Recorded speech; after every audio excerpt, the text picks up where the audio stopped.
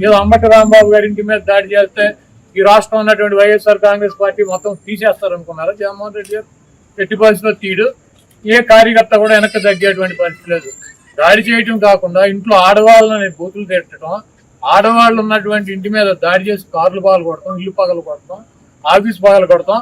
ఈ చేతగాని పోలీసులు దగ్గరుండి కాపలాగా ఉండి ఇవన్నీ కూడా చేయించినటువంటి కార్యక్రమాలు. ఆయన అరెస్ట్ చేసి జైల్లో పెట్టారు. ఇప్పుడు ఏమైంది?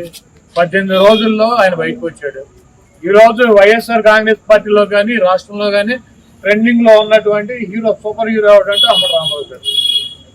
ఆయనే మా పార్టీలోనూ ఈ రాష్ట్రంలోనూ ఆయనకు ఉన్నటువంటి ఆయన ఒక 40 సంవత్సరాలు 30 సంవత్సరాలు సంపాదించుకున్నటువంటి ఇమేజ్ 3 ఇంతలు ఇమేజ్ తెచ్చిపెట్టారు ఆయన. కాబట్టి మీరు ఇంత దుర్మార్గంగా వ్యవహరిస్తున్నా కూడా, మీరు అప్రజాస్వామ్య పద్ధతిలో వైఎస్ఆర్ కాంగ్రెస్ పార్టీని అణచివేయాలని చెప్పి ప్రయత్నిస్తున్నా కూడా, మీరు జైల్లో పెట్టినటువంటి ఏ వ్యక్తి కూడా రాజకీయాలు వదిలేసి పారిపోలేదు. ఇది గుర్తుపెట్టుకోండి. ఏ వ్యక్తి కూడా తగ్గేటువంటి పరిస్థితి లేదని చెప్పి ఇంకా బలంగా జగన్మోహన్ రెడ్డి గారికి మద్దతుగా మిమ్మల్ని ఎండగట్టేటువంటి కార్యక్రమాలు తీసుకుంటున్నారు. మీ ఎర్ర బుక్కులకి, మీ పసుపు బుక్కులకి ఇక్కడ భయపడేవాడు ఎవడో లేడన్నది గుర్తు పెట్టుకోవాలి. నిన్న లోకేష్ చెబుతున్నాడు, జగన్మోహన్ రెడ్డి గారి పేరు రాశారా అని అడిగితే, జగన్మోహన్ రెడ్డి గారి పేరు ఉందో లేదో మీ త్వరలో తెలుస్తుంది.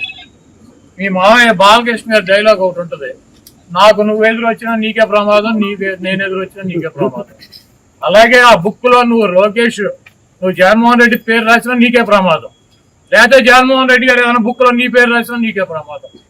కాబట్టి జగన్మోహన్ రెడ్డి గారిని తక్కువ చేసో, జగన్మోహన్ రెడ్డి గారిని భయపెట్టో, జగన్మోహన్ రెడ్డి గారిని నైతికంగానో లేకపోతే అబద్ధాలు చెప్పో దెబ్బతీయాలన్నటువంటి మీ కుట్రలు శాశ్వతంగా ఫలించో, ఏదైనా ఒక ఎన్నికల్లో ఫలిస్తాయి.